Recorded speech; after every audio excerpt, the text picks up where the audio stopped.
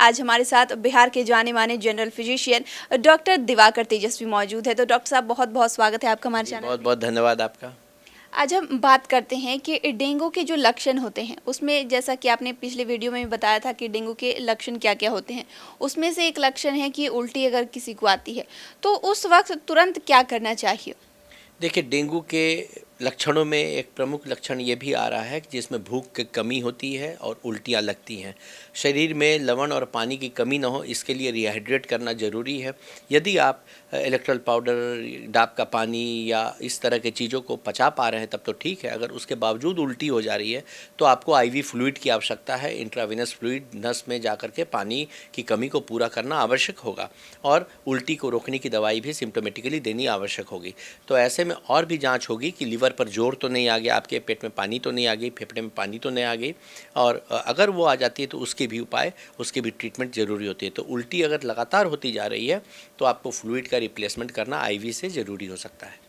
अगर सामान्य डेंगू की बात कर लेते हैं तो ऐसा मरीज क्या कर सकता है घर पे ही रह के, अगर उसका पता चला कि पॉजिटिव आया है उसका रिपोर्ट, तो वो घर पे ही रह के क्या कर सकता है कि उसे डॉक्टर को दिखाने की ज़रूरत है। जी देखिए, डेंगू अगर आया, बहुत सामान्य 90% डेंगू सेल्फ लिमिटिंग होते हैं, ठीक हो जाते हैं। लेकिन अगर घर में डेंगू आया तो चिकित्सीय देखरेख में 2-3 बातों पर ध्यान रखें। अपने शरीर में लवण और पानी की कमी ना होने दें।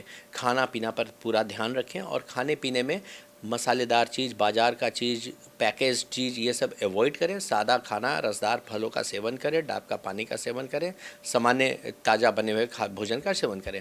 दूसरी चीज़ जो बहुत इंपॉर्टेंट है घर में रहते हुए ठीक रखना है, वो है कि फ़ीवर को कंट्रोल पे रखना है। फ़ीवर कंट्रोल रखने के लिए पैरास्टामोल का उपयोग कर सकते हैं। एक दिन में आप 3 टाइम तक पैरास्टामोल आसानी से ले सकते हैं। 2 ग्राम पर डे तक का डोज रहता है।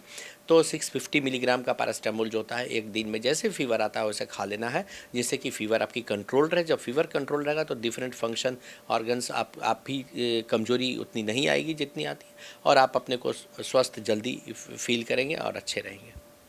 इसके अलावा अगर हम बचाव की बात करें तो एक मरीज को, या फिर नॉर्मल आजकल लोगों में देखा जा रहा है, लोग ये बहुत सारे डेंगू के जो मरीज आ रहे हैं, ऐसे लोग घर पे क्या तरीके से सफाई बरते, या फिर साफ सफाई रखे, या फिर कई तरह की जो बचाव की, जो आजकल नॉर्मल लोग हैं जिन्हें अभी तक ये नहीं हुआ है, वो किस तरीके से बचाव कर सकते हैं जो उन्हें डेंगू ना हो।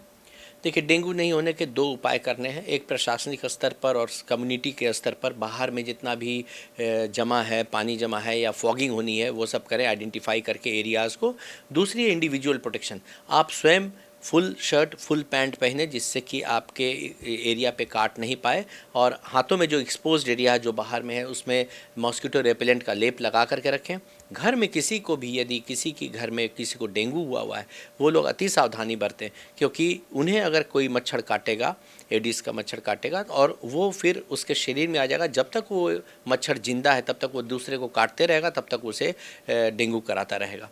तो घर के अंदर में किसी को एक भी मच्छर ना काटे, इसका ध्यान रखें। घर के अंदर मॉस्किटो रेपेलेंट का प्रयोग करें, धुआं का प्रयोग करें। जो आती है ऑयल्स आते हैं मॉस्किटो रेपेलेंट वाले, वो तेल का प्रयोग करें। और जब वॉशरूम भी जा रहे हैं तो मॉस्किटो के रेपेलेंट के जो लेप होते हैं वो लगा करके जाएं। तो एक भी मच्छर से आज के दिन में बहुत ज़रूरी है कि बच करके रहें। थोड़ी देर के लिए भी आपको काटे नहीं कोई मच्छर, इसका ध्यान रखें। बच्चों के लिए ये सब करना बहुत मुश्किल हो जाता है, क्योंकि बच्चे हैं, छोटे बच्चे बात नहीं मानते हैं। तो उस समय किसी को क्या करना चाहिए बच्चों के साथ खासकर, क्योंकि बहुत ज़रूरी है बच्चों का ध्यान रखना इस समय।